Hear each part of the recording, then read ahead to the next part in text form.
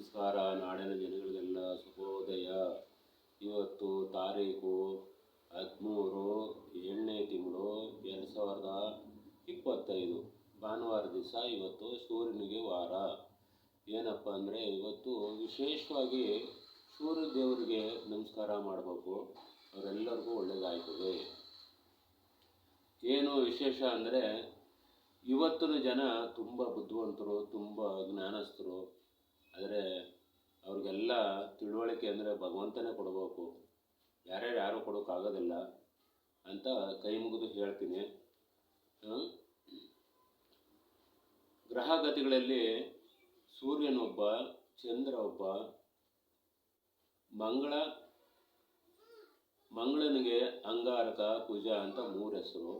ಬುಧ, ಗುರು, ಶುಕ್ರ, ಶನಿ, ರಾಹು, ಕೇತುಗಳು ಇವು 9 ನವಗ್ರಹಗಳು.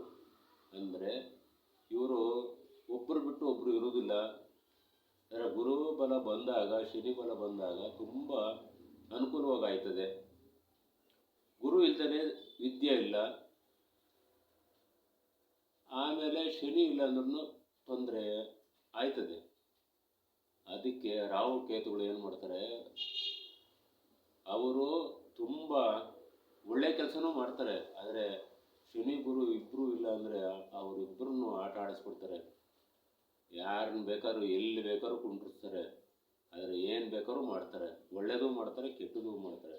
ಆ ಭಗವಂತನಿಗೆ ಶ್ರಾವಣ ಬರ್ತದಲ್ವಾ, ಆ ಉದ್ದೇಶಕ್ಕೆ ನವಗ್ರಹ ಪೂಜೆ ಮಾಡಬೇಕು.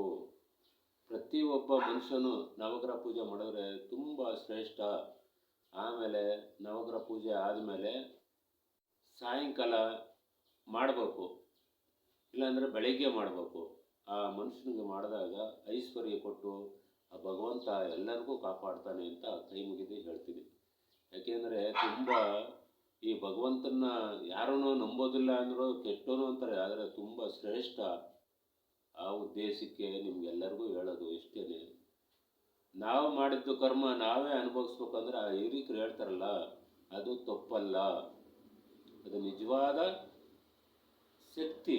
ಆ ಶಕ್ತಿನ ನಾವು ದುರುಪಯೋಗ ಮಾಡಿಕೊಂಡು ದುಡ್ಡಿದೆ ಅಂತ ಅಹಂಕಾರದಲ್ಲಿನೂ ಮಾತಾಡಬಾರ್ದು. ಬಡವರಾಗಲಿ ಶ್ರೀಮಂತರಾಗಲಿ ಯಾರೇ ಆಗಿರ್ಬೋದು, ಅದಕ್ಕೆಲ್ಲ ಒಂದು ಕಾರಣ ಇರ್ತದೆ. ಆ ಕಾರಣದ ಪ್ರಕಾರ ಹೋದಾಗ ನಿಮಗೆ ತುಂಬ ಶ್ರೇಷ್ಠ ಆಯ್ತದೆ. ಬಂಧುಗಳೇ, ನಾವು ಹೇಳೋದು ಇಷ್ಟೇ. ನಮ್ಮ ಶನಿದೇವರು ದೇವಸ್ಥಾನ ಶ್ರೀ ಕನಕದಾಸ ಮಹಾಸಂಸ್ಥಾನ ಮಠದಿಂದನೂ ನಿಮ್ಮೆಲ್ಲರಿಗೂ ಒಳ್ಳೆಯದಾಗಬೇಕು ಅಂತ ನಾನು ಆರಾಧನೆ ಮಾಡಿ, ಪ್ರಾರ್ಥನೆ ಮಾಡಿ ಇದೆಲ್ಲ ಮಾಡ್ತೀವಿ.